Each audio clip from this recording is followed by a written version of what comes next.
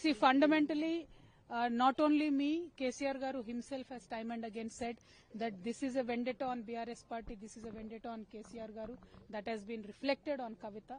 And I have also time and again said it is a false case, it is a politically motivated case. And as I said, judiciary has seen through the web of lies, cut through them. But here the point is, like the brother has asked, who will account for the time that I lost with my kids? Who will account for the time that I've lost with my family?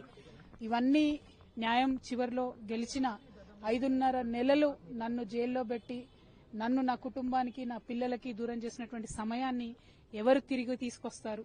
అదేవిధంగా ఈ 5.5 నెలలు అంతకు ముందు 3 సంవత్సరాలు నన్ను ఎట్టుబడితే అటు మాట్లాడి ఆన్లైన్లో కావచ్చు నా బొమ్మలు మాఫ్ చేసి పెట్టి నన్ను హరాస్ చేసి నన్ను పబ్లిక్ మీటింగ్లలో అనేక రకాలుగా దుర్భాషలాడినటువంటి వారందరికీ మరి ఎవరు జవాబు చెప్తారనేది ప్రజలు ఆలోచించుకోవాలి.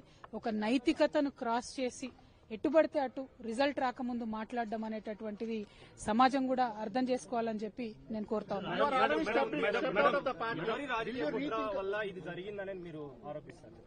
मैडम, बहुत संघर्ष के बाद ये आपको जीत हुई है. आपके पूरे फैमिली मेंबर सफर किए, इंक्लूडिंग आपके फादर एंड ब्रदर. ये खुशी क्या आप साझा करना चाहेंगी केसीआर गारू के साथ, केटीआर गारू के साथ?